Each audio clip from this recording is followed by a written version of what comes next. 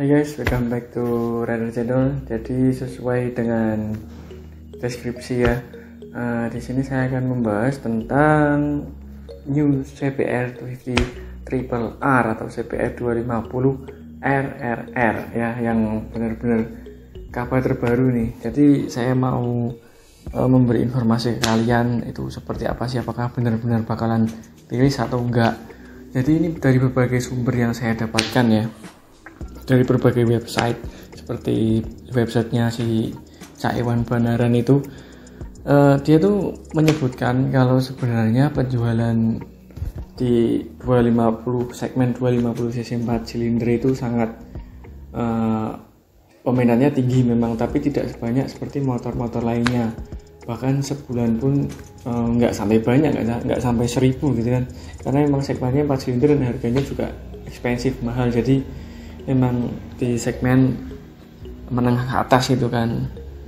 Nah terus kemudian dari berbagai sumber lainnya, dari Honda sendiri pun sepertinya belum memberikan sinyal akan merilis motor tersebut. Tapi entah kenapa banyak sekali spysuit yang keluar seperti sesuatu render atau seperti apa ya, dan kemungkinan kalau menurut saya itu hanya jenis render dari seseorang ataupun web atau blogger seperti Young Machine gitu kan, dari Jepang yang sering memprediksi motor yang akan keluar itu. Tapi itu benar-benar editannya seperti bagus, seperti real, seperti reality gitu bro. Jadi benar-benar seperti sesuatu yang bakalan keluar gitu kan. Dan segmen 4 silinder ini tentu sangat ditunggu-tunggu ya, karena memang si Kawasaki ZX25R ini belum ada saingannya. Walaupun di masa lalu Honda pernah mengeluarkan Honda CBR 250 RR itu ya MC19 ya, yang memiliki tenaga itu hingga 45 HP dan juga torsinya 21,5. Memang torsinya biasa, tapi memang horsepowernya tinggi ya, karena 4 silinder. Dan sepertinya kalau menurut saya sih ini hanya sebuah desain yang orang bikin untuk meramaikan suatu persaingan, hanya berdasarkan imajinasi atau ilusi mereka mungkin ya. Saya juga nggak tahu, saya hanya menerka-nerka atau menebak ya. Dan kalau melihat dari desainnya, ini benar-benar 4 silinder ya. Kalau dilihat memang benar-benar 4 silinder, dan tapi kalau menurut saya bentuknya agak sedikit ramping, tidak selebar ZX25R seperti itu kan. Tapi fiturnya juga lumayan di sini bro. Semua udah all LED lighting system with hazard lamp ya, yang tentunya sudah hazard juga seperti CBR yang terbaru ya. Kemudian full color TFT instrumentation, itu artinya bahwa speedometer itu sudah TFT. Bahkan di ZX25R pun yang TFT juga, yang barusan keluar ini, yang sebelumnya belum. Jadi TFT ini juga sangat menarik. Dan kalau kita lihat dari gambar ini, dari render ini atau gambar sebenarnya, kita juga belum tahu ya, ini juga benar-benar keren gitu kan, warnanya hitam dan putih dan paduan biru. Ini sama seperti sejenis apa ya, kayak punya R1M gitu kan. Kemudian yuk improve frame, dan ini kalau saya lihat masih tubular gitu ya, masih tralis tubular ya. Ini lebih agile, lebih lincah gitu. Kemudian new vertical linkage suspension system, yang mungkin ini memiliki bentuk vertikal yang lebih berbeda daripada CBR 250 RR ya. Dan juga big bag appearance, maksudnya di sini kita bisa lihat dari segitiga atas ya, itu benar-benar stangnya tuh benar-benar underlock banget, tidak seperti ZX25R yang masih agak nekuk dikit gini bro di atas.